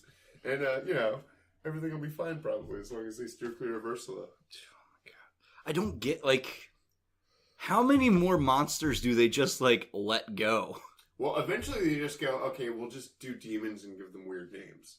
But at first they're trying to do, we'll do the Wolfman, we'll do Frankenstein, we'll do zombies, we'll do, because Joss was a fan of that, and nobody else was doing shit like that. That's the other thing. Eventually the show, grows its own mythology, and they stop just doing, here's an archetype. Oh, it's from season 3 on, but then it's, and I'm sorry if I've said this on the pod before, but then they keep trying to up the stakes, which is, I think, sort of the problem. It's why season 6 works so well, is because they, like, alright, season 2, it's, like, her lover vampire. The first season, it's this ancient vampire. First season, ancient vampire. Second season, vampire I'm friends with. Third season, evil warlock. Fourth season, monster cyborg. Fifth season, demon god. Sixth season, life. Yeah. In the seventh season, we're ending, so it's evil. I'm not stopping. No. I'm just saying, like, you know, so that's where 4 and 5 really are a lot of people don't like. Okay. Especially, like, because the big bad is, like, this weird, like, you know, the big bad, again, in season 4 is, like, Terminator, Frankenstein. I can only get so erect, man. He feels like an X-Men character that doesn't exist. Absolutely Deathlock. It's like, yeah. Okay. Did you do anything nerdy this week? Oh my god, dude! I can't stop watching Game of Thrones. I can't stop. I am re-listening to Hardcore Game of Thrones. We will talk about this off pod. This is not your homework. Mm-hmm. But we gotta talk about it off pod. Okay. Yeah. Sure. I gotta hook you up. Oh yeah, you need to give me homework. Can we stay on the Buffy train but just do one? Yeah, that's fine. Just do one. I'm gonna do Ludo first. Yeah. Dude, I completely forgot about it. I put it in my notes. It's 20 minutes. I think you'll enjoy it. I completely... No worries. Yeah. So you've been on a Game of Thrones kick? I've been on a Game of Thrones kick. I started season 5 and I'm working forward from there. Mm-hmm. But I also keep watching that Damon Blackfire channel that I told you about. Yep. So I'll watch, like... Are you familiar with that channel at all? You can just watch a character, every scene they're in a season. Oh, okay. That's cool. Which I kind of do it. Because sometimes I'm not in the mood to watch everything. I almost never watch anything with Robb Stark. Because I liked him when he was around, but he's not anymore, so I don't care. Yeah, his story does kind of end pretty abrupt. And he's a weird character because he basically exists to tell you what kind of character is not allowed to be in this show. Right. Yeah. Oh yeah, no. You should definitely. The worst thing you can do in Game of Thrones is fall in love. Like, absolutely the worst place to have a romance. I finished Red Dead Redemption, so I can move on with my life. Nice. I got to the end of that. Did you die of TB? I died of TB, and I turned into the guy from the first Red Dead Redemption, and I shot the guy who set up the guy I was before. I shot some guy in the heart who messed me up. Not messed me. Yes. I died of TB, and then a friend of mine who I became revenged me. This is not what I imagined these games were like. Is this being written by Joss Whedon? What's happening here? Did you let the bad guy go? And I'm kind of like jumping in and out of Marvel movies. Okay. Like anything interesting? Anything? No, like no big takeaways. No, they're all bad. It's not that it's all bad, but like no big takeaways. I just kind of keep dipping in and out of like, I feel like watching Civil War today or something like that. Because I'm a little bit more in a Game of Thrones place than Avengers, and it's pulling me out. Gotcha. Like, I want to be excited for both, but I'm like so excited for Game of Thrones. I don't know why. I get it. I don't care about the prequel. It's going to be done soon. Whatever. Nate, did you do anything nerdy this week? I can only guarantee you that the answer is yes. Constantly doing nerdy things. I don't think there's a moment where I'm not doing nerdy things. I was reading the Scott Snyder Batman run from when it launched. Okay. With the New 52 in issues up until I lost my job, which was like right when. Where'd it go? They just didn't have the money to keep giving me money. Sorry, that's not a fun joke. But that was like right when Jim Gordon becomes Batman. Oh, and he gets that dope mech suit. And so I didn't read anything after that, just because like that was when I didn't have money to buy the issues, and like by the time I did, it was past. Yeah. Where I had read, so I went back this week and read like the last 3 trades of that, the 3 trades of All-Star Batman, and then all of Dark Knight's Metal. To like finish off.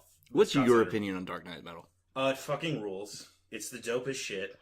I loved basically every second of it. Awesome. I mean, it's kind of like a Final Crisis cover, but it's a good cover. Right. And it's a little cleaner than, like, Final Crisis. Because Final Crisis, like, just kind of glosses over a bunch of stuff. Right. Yeah. And this, like, is a more, like... Final Crisis, you do have to do a lot of inferring. The thing with Final Crisis, it's cool, because part of the premise is this was, like, as the villain succeeds more, he is destroying the concept of a story, and the story breaks down with it. Right. But that makes it a little bit of a mess to read. Exactly. Yeah, I'm the audience member. Yeah. Where, like, Dark Knight... Not mad at Final Crisis, I'm just saying it was a little bit of a slog. Yeah. And I was excited for it. And then Dark Knight's Metal is just, like, a more straightforward story. It's got a lot of great Hawkman stuff. I'm a big Hawkman fan. It's weird that coming out of that, Snyder didn't start writing a Hawkman book. But... I like him. He's cool. That's never a sentence I've heard anyone say. That's amazing. Going back to that You know what? I should have been able to tell because you've been wearing that Hawkman head thing this whole time. Yeah, and I've had the no shirt with the straps on. But, like, I just thought, like, whatever, he's making a choice, fashion-wise. Live your best life. Yeah. Going back to that comic convention I was telling you about with the Jim Starlin thing, at that same one, I met Jeff Johns. And I had him sign a bunch of issues of his Hawkman run, and he was like, "You are the first person today to show up with any Hawkman stuff. Everybody else has Green Lantern." I have mixed feelings on Jeff Johns. Oh, yeah, me too. I was super into him I think I feel about him the way you do about Bendis. Okay, where, like, I have my doubts. Yeah. I like a lot of Jeff Johns stuff. I was super into him, like, at that time when I was, like, first... Because around the time I went to that first convention was also, like, when I was first going to a comic shop and buying new comics. Before that, all the stuff I had read was, like, old stuff I had picked up from a thrift shop or was, like, my uncle's old comics. Right, yeah. And I was, like, super into him then because he was doing all this stuff that was, like... You know, I was obsessed with continuity, and he was doing all this stuff, like, JSA. Oh, that was, like, referencing all this old stuff, and that was, like... And I think his JSA run holds up. There was a time in my life where I thought Joe Mad was the best artist. And I have moved on. But, like, Joe Mad's cool. No, I get it. But it wasn't, like, the way I thought. Right. Like, oh. The pedestal got a little bit lower with time. Yeah. But Jeff Johns. I still think he can put out a good book, but he writes so little now, and so much of what he does write is just, like, not super great. I did not like his Justice League run, like, at all. Yeah, I think he did some weird stuff with Green Lantern. I really want to... Are you reading the Grant Morrison Green Lantern? I haven't read any of that. I read the first issue. It's cool. I want to read more of it. Grant Morrison is, like, my favorite writer. Yeah, he's... when we were talking on the Lost episode, when I brought up the Superman quote, he's the guy who introduced me to that Superman quote. Yeah. Also, Superman's like, my favorite. We brought that up when we were talking about Jack Snyder. Yeah, Zack Snyder. Yeah, Jack Snyder. I don't like sharing a name with him. Fuck, what else? I was just gonna say. Yeah, Grant Morrison fixed X-Men. Yeah. Like Grant Morrison and Frank Quitely, fix X-Men. Oh yeah, no, it was like so. I like fairly recently went back and was like looking at I was just going through the Marvel wiki month to month. Like, looking at what books are coming out, and I was, like, looking at the X-Men books, like, right before he takes over, and it's, like, Claremont on Extreme X-Men, and it's, like, the start of Chuck Austin, and it's, like, they were not good at the time. No, yeah, and Extreme X-Men was a farce. It was such a bad book. Oh, yeah, no. It wasn't good. And it was, like, just such a sign of the decline of Claremont, and how, like... Did it have Adam Extreme in it? Somebody should have put a cap on that, dude. I would say that it ruined his legacy. Like, I have negative feelings when I hear Claremont's name because of a lot of the stuff he did later in his career, interviews he does about, like, you never want to listen to Chris Claremont talk about Wolverine because he hates anything anyone did with it that wasn't honest to what he hates that Wolverine has an origin. He hates it. I mean, it's not wrong. I disagree. I think if you're around long enough, there's nothing wrong with going, look, he was born in Canada. It doesn't bother me so much. I remember, being... I think when I didn't read that book as it came out, but, when the trade was released, I got it for, my birthday or something. And, it's fine. That book's a weird time capsule, because it's, from when they were doing... I don't know, it's a good pencils book. Without inks. It's a good book, because it's not trying to do that much. That would be my argument. It works fine as a story on its own. I enjoyed it. Paul Jenkins is a weird writer. He doesn't really get a ton of respect. People don't talk about a lot of his books. But I think it's because he keeps his head down and he just does the work and he I was a big fan of his Spider-Man stuff. He was on I think he was on Spectacular. Yeah, he was. Yeah. And I enjoyed that a lot. He wrote himself into New Avengers, kind of. Bendis wrote him into New Avengers. Oh yeah, because he was the Sentry guy, right? Yeah. Because he also the year before he dusted off Sentry and did this weird 6-part Sentry book that Bendis was like, that's a good idea. I'm going to put him in an Avengers book. That was a cool time. That was all really neat stuff. That was before they were like, let's make him evil. I don't know. When they first introduced Sentry and New Avengers, I wasn't stoked that it was a Superman. Right. I was stoked that it was man, they're dusting off some weird guys. Luke Cage is here. Sentry's here. New Avengers was really fucking exciting when it happened. Because it was so not what the Avengers were at that point. I mean, nobody had really cared about the Avengers since the Busiek stuff, which at that point was 5 or 6 years ago. Dude, at one point they wake up in the Savage Land and they're captured by the mutates. And Cap wakes up and it's from his point of view, so it's fuzzy. Mm-hmm. And then it gets clearer and they're all tied up in these things and they're all naked. And Jessica goes, "Yep, we're naked." That's pretty great. It's also how they put Wolverine in the book, because he just shows up while they're in the Savage. Yeah, he stabs somebody. And they're like, "Hey, do you want to be on the Avengers? Guy we just watched murder someone?" Well, hold on. A couple of days later, Tony's like, "I think we need somebody who can go. Maybe somebody like the Scarlet Witch is a problem." And you've never read Disassembled. You got to read Disassembled, bro. It's so good. Hawkeye's Before we came up to record this, Nate was showering me with comics that I should be reading. Did you ever read Secret War? Yeah. No S, the Bendis book about the... so good. That book's weirdly a dry run for New Avengers. It's almost the exact same team except with Black Widow instead of Spider-Woman. Did you read the interviews at the end? There were these weird, dossier things of S.H.I.E.L.D. That's agents. where Quake comes from. Yeah. From those dossiers. Is she in the book? I don't even remember if she shows up. No, she's in the book, but she keeps not. Yeah, she's on the airplane. Everything. She keeps not answering stuff. It's all Quake is at the in part 5's dossier because it's in part 5 is the reveal that she shakes down the castle and all that kind of stuff, and it's because the first 4 dossiers are those 2 S.H.I.E.L.D. agents whose names are escaping me right now, but you hear them all the time: Jasper, Sitwell, and Dum Dugan. No. It's Sitwell and somebody else. No. Oh, something Quartermain? Yes. Clay Quartermain? Yeah. And one of them turns out to be a Skrull in Secret Invasion. But that stuff, it's way before we know that they're Skrulls. It's way before any of that stuff. And it's been just planting those seeds. Because those dossiers, there's a direct line from them to Secret Warriors. Yes.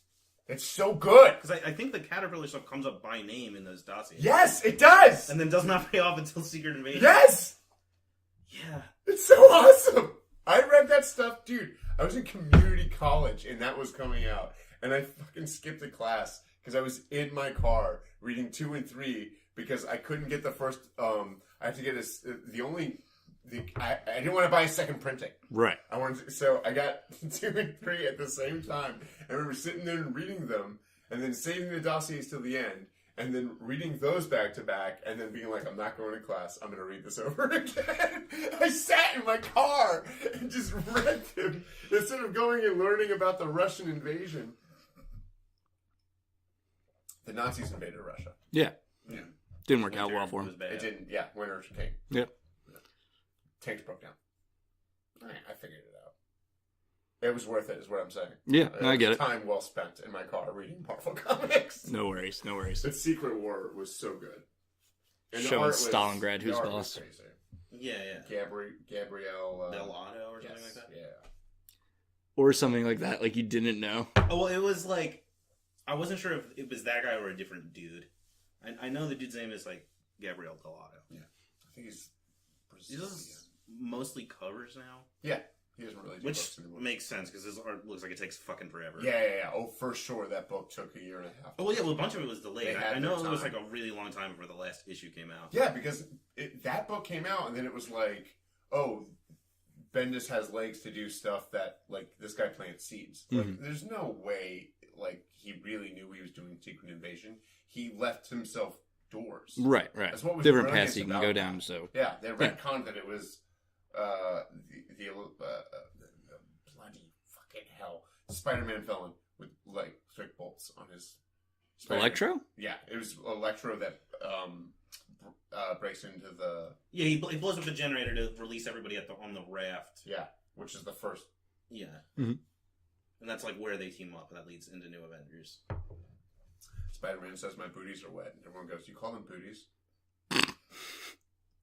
I love that he shows up because he rides on the back of a helicopter, just like across the bay to the island. Pete. No, it's great. It's like the perfect way for him to. Yeah. And then he's just in the middle of the fight. Yeah, he's the first one there. He's surrounded by most of his rogues gallery, and then some Punisher villains. Well, it's always been so weird to me that Bendis never. I mean, he wrote Ultimate Spider-Man. It's weird to me that he never had a run on, like, Amazing Spider-Man. I think it's because it would be too ultimate-y. Maybe. I think it'd be too incestuous. It'd be hard to like what's that thing you always make fun of Bendis for doing? putting himself inside things. Yeah. It'd be too much of that. Is that the thing you make fun of him for? That and he wants to fuck Kitty Pryde so bad. Oh, so I the big thing to tag him for is the weird, like, oh, you're going to do that? I'm going to do that. You're going to do that? Like, where everybody just repeats each other's dialogue over and over to fill up an entire panel. That and he makes non-quippy characters quippy. Yeah, everybody just sounds like him. Yeah. I don't know. I like Bendis. Me too. I don't have an issue with Bendis. It's just like, whenever I read something that's been written by him, I'm like, okay, well, I know that this is going to happen. Oh, you could definitely tell when it's a Bendis book. Yeah. Shocking to me that the way he grates against you and your... He doesn't grate against me. It's just different. It's a different thing I've noticed that he does, and it's not something I like. Buddy, I'm not trying to paint you into a corner. I'm just saying, you're a guy I know who loves Spider-Man. Fine. You want me to say it? I'll say it. Brian Michael Bendis, if you want to fight me, I will fight you. Ding, ding, ding, ding, ding. Anything else nerdy that you've done this week that you would like to share? What else have I done that's nerdy? I rewatched every Brad Bird movie for reasons I could not explain. I just did it. I'll do it. What's that? Brad Bird? He's a director. The director. He did The Incredibles. Oh. So, like, it was... Didn't he also do Sunshine? Am I thinking of that's somebody Danny else? Boyle. Danny Boyle. So Brad Bird did The Iron Giant, The Incredibles, Ratatouille, Mission Impossible Ghost Protocol. It's a really good one. Tomorrowland, and then Incredibles 2. That's his... Oh, you watched Tomorrowland? Oh, that's the... Ghost Protocol is when it starts getting... Okay, I was like, hold up. It's Ghost Protocol on. I think One's they're all good. good except 2 for and 2. 3. 2 and 3. Yeah. 2, I will agree, What's is 3 not called? great. 3 is just called 3. Yeah, 3 is just 3. They don't get a subtitle until It's Ghost Charlie's Protocol. Angels. Ugh. I like all of them. 2 is bad, but like I appreciate some of the way that it's just like audacious. I like those movies. I share the opinion that a popular podcast I listen to, like, those movies are doing what Roger Moore James Bond movies do well. It's like, it's campy, it's fun, and you're always, engaged. I agree. In I Fallout, didn't see the Superman latest cocks his hands. I didn't see the latest one. I didn't see Fallout yet. It's really good. Yeah, Fallout rules. It's Wait to dope. see that. But yeah, so I rewatched every Brad Bird movie. They're all pretty. Tomorrowland's the only one that's really like weak. It's interesting. There's lots of neat ideas on display. It's not a good movie. It doesn't really like come together. Mm-hmm. Right now. Do George Clooney and Exacerbated sigh. House, to George Clooney and House have a doctor off? No, but there's an interview with Clooney where somebody asked him what Tomorrowland is, and he goes, "Oh, I think Hugh would agree with me. It's a movie where 2 TV doctors get to hang out." It's pretty great. Like Hugh Laurie's like a bad guy in it. Yeah. He's got a True to life. evil clock that's From what I hear. that makes everyone.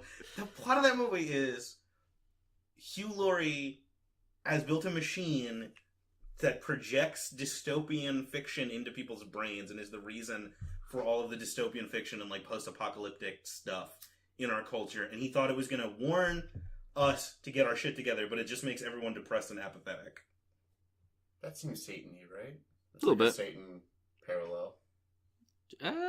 Kind of. No. Because it's like, well, all right. So then, If anything, it's like Pandora's in box. the world of but like if I'm interpreting this right, in the world of Tomorrowland, there's war and shit because he zaps stuff into our brain. Yeah. No. There's war already. Okay. But he makes it worse. His idea is by like making us think about the apocalypse, it'll make us want to stop it, but it actually just makes everybody like real sad. You guys remember that machine in the Mortal Kombat movie that's supposed to make Blanca bad? All right, you just bastardized all of my childhood. So real quick, you mean Street Fighter, not Mortal Kombat? Yeah, okay, I just want to make sure, because if we're talking about Mortal Kombat, the movies, I'm on board. Street Fighter, it wasn't a Street Fighter kid. But remember that machine? They would show them. Oh yeah. Pictures of atrocities. Mm-hmm. That movie's so weird, like tonally, because there's that like joke in it at one point where they're like, they see a truck that's gonna like crash into them on a TV screen, and Zangief is like, change the channel. And it's such like a goofy joke in the middle of this movie. Ryu and Ken were definitely in love with each other in that movie. There's no way that those two were not romantically involved. I've watched it recently, and there's just the energy. I remember very little about that movie except for me it was Tuesday. Mm-hmm. I was about to make a damn joke. I was about to say, Zach, you might remember that movie as the movie where Ryu and Ken love each other. But for them, it was Tuesday. Shut up, I'm cutting it all out. Now just cut out his part. Monsters. Bison dollars. Bison dollars. Bison bucks, I believe. Bison bucks. Yeah, Excuse me, gentlemen. They do the Arnold Schwarzenegger thing where Jean-Claude Van Damme just has his accent, but we're supposed to believe he's an all-American hero. Yeah, well... Yeah. It's, that's really all I remember. And then they made the Street Fighter the movie, the game, which was like a weird like Mortal Kombat like rotoscope thing. That happened? Yeah, that happened. And Akuma is in it. Akuma's in the game? Why would he be in that game? I don't know. He's a secret character in Street Fighter the movie, the game. You can unlock Akuma. That's so weird. And it's like a guy in like a gi with a big red wig. When I get out, it's gonna be Akuma. No, in the 90s Street Fighter, it would have been Carrot Top. Anything God else? damn it, I want to see that movie so bad. Not that I can think of. I want to see Akuma and Carrot Top. It's so bad. I mean, that's basically what Woody Harrelson's wig looks like. Yeah. Venom. Okay, so let's get in my time machine. What'd you do, buddy? This week... Did you work on your I finished my script for my 4-issue comic. The artist will, fingers crossed, be sending me the scans by Friday for the first 4 pages, so I can get to work putting the text bubbles in and getting all that taken care of. I'm pretty stoked about it. We didn't play D&D this week. No, we did not. Instead, we played a game that will be the death of me. Have you ever played Quelf before? No one has played I've Quelf. never Don't. heard of it. Don't. Quelf is... It's a really fun game for 5 minutes. If maybe. If you get to 5 minutes. Quelf is bizarre. It is a game that our friend Sunil just had in his closet with no clear origin of where it came from. It was still wrapped in It's our plastic. Jumanji. Yeah. Very Guys, dumb. don't play this. No, we shouldn't have. Some British guy's gonna hunt you who also plays your dad. The best way I can describe the tone of it has all these weird characters. You can Be happy to choose meet from. my dad. And it feels like a Joking. Joke. No. He made that movie. I did a fun, whimsical joke. Quelf feels like a board game based on a foreign cartoon that doesn't exist. That is it. No, incarnate. Guys, stop talking. Yeah. Nope. Let's leave it there. And if anyone listens to this, fucking look it up. Yeah. It's not because I don't want to know. It's because that was beautiful. But I told them to get themselves ready because tomorrow, when we do play D&D, they are in for a pretty big fight. Oh shit! See, really normally I would be told what's going to happen, but you can't. Oh yeah, no. Because there's a member of the party. Yeah, exactly. I'll swing back around later. Yeah. If you're God, I'm Satan. Yeah, pretty much. But I think that was Anything it. else? You consuming any media? Yeah. Not really. I've been watching Game of Thrones, but we already talked about it ad nauseum. So we never talk about this, but it's like, is there any music you're listening to? I've been getting more into really obsessing over the oldies, like really, yeah, 50s, 60s, 70s, 80s. like what, like the Del Vikings? So the Temptations, Uh-huh. Bonnie Tyler. I love me some Bonnie Tyler. Yes, Yep. queen. Yes, girl. I'm holding out for a hero. But yeah, just stuff in that oeuvre. Cool. Yeah. Yeah. Been getting really sad and listening to In the Ghetto by Elvis Presley. Yeah. Another little Chicago morning, a little baby child's born in the ghetto. I thought he was dead, but he's in this room. And a mama cried. All right, stop. Damn it! I wish you'd seen Spaced. Don't wanna be your tiger. I guess that's it for me too. Like, I guess we should wrap it up now. What am I doing for homework? I'm doing my Ludo. You're doing your Ludo. Switch comics. Give me another comic. I want to do something other than Ludo. Oh, here. Nate, let's burn some time. No, you come up with something. He's not going to be here next week. No, I'm not. What's your favorite? Do you have a top 3 '90s X-Men character?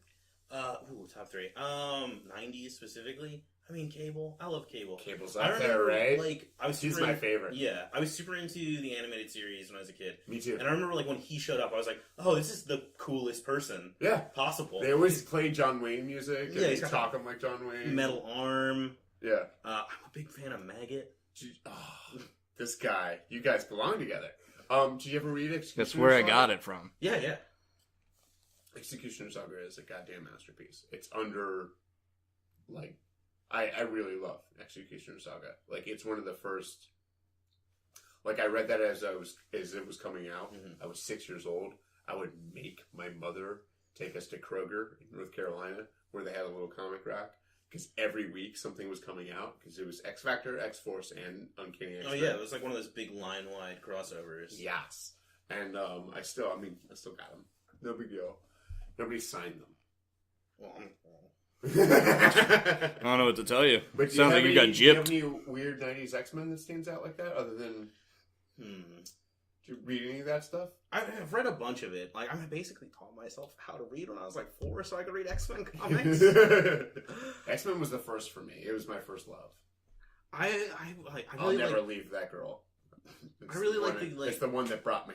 I really like the Peter David X Factor. Yes, strong guy. And dude, Peter David's my favorite X Factor. Like, I mean, he's one of my favorite writers. He also writes weird novellas and stuff. Yeah. The guy from Consider Yourself. Please, sir, may I have some more? Help Oliver me. Twist? Oliver. Okay, Oliver's friend, the Artful Dodger? Artful Dodger. There's this thank you. There's this novel he wrote. Glad I could be of service. Artful. About the Artful Dodger. Peter David wrote it. It's about Dodger hunting. Jack the Ripper. Yes. Yeah. Oh, that sounds crazy. It's really good. It's really good. I've never read any of his pro stuff. I know he's written a bunch of stuff like that. I've read a ton of his comics, like his Hulk run and his Hulk run's really good. Peter David's amazing. His Captain Marvel stuff, I'm a big fan of. He does stuff on TV too. He's around, but I got him to read the first X Factor run, where like the Jamie Madrox stuff. Thank you, my friend. Yep. Like post Civil War or post House of M. Oh yeah, when he's like they have the detective agent thing. Yeah. Because that stuff is I really. Oh, love that's that what rules. I love that run. Yeah, so good. That's like one of the only ones that like I was like I remember when House of M happened, and like that story's fine, but the decimation thing, like the M Day, everyone gets depowered. I was like really upset about. Me too. And that was like one of the only books that I felt like really dealt with the fallout of that. Like, it's heartbreaking reading that book and like watching M-Town just like fall apart. And Richter dealing with like just this part of him that's gone. Yeah, and it's like it's made later stories with Scarlet Witch kind of hard for me to stomach because that book portrays the M-Day thing as like she did a genocide. Yeah. There was a culture that doesn't exist and will never exist anymore because of what she did. Yeah. Yeah, I completely agree with you. Like, there wasn't enough kind of comeuppance. Like, I've been on this, said it on this pod many times. I hate Brand New Day. I hate when they feel like they have to return to status quo. Mm-hmm. I love when there's consequences. Evolution. Yeah. I have your homework. Well, actually, I'm in between two. So, Nate. Yes. Infinite Vacation. Mm-hmm. Or The Strange Talent of Luther Strode. Luther Strode. Okay. That book fucking rules. It is dope. All right. I mean, Infinite Vacation's really good too. Yeah. That'll be homework for a different week. But the Strange Talent of Luther Strode will be your homework. Okay. That book's wild. It's really good. It was very good. Be prepared next week. We're going to move on to probably Battlestar Galactica. So, Ludo... Shit, what's the Ludo thing called again? Broken Bride. Yeah, Broken Bride. Okay, good. I've never listened to Ludo. Did you not listen to that album? No, you should. The beginning and end of my experience with them is they have a song about an evil lake.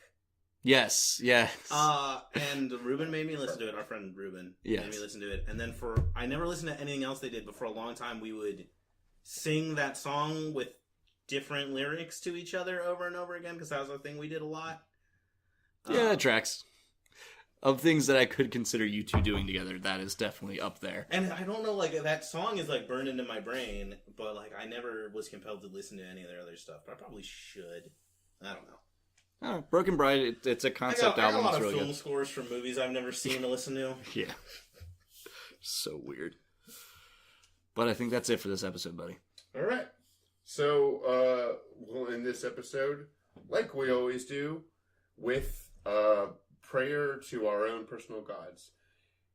Dear Zeus, Lord of the seas, Master of the oysters, bless this podcast, and stop letting Vince let me be in charge of how we close it. Go ahead, pray to your God. Yeah. I didn't know that you claimed Zeus. I did. All right. But I also made up some stuff he's in charge of that's not right at all. For comedic effect. Well, I will give thanks to the all-powerful Randy. Big ups to Randy. Big ups. You know who you are. Thanks for keeping on. I really painted you into a corner. Our Urkel, who art in Chicago, hallowed be thy name. Deliver us from Carl. And may we all become Stefan Urkel. Did I do that?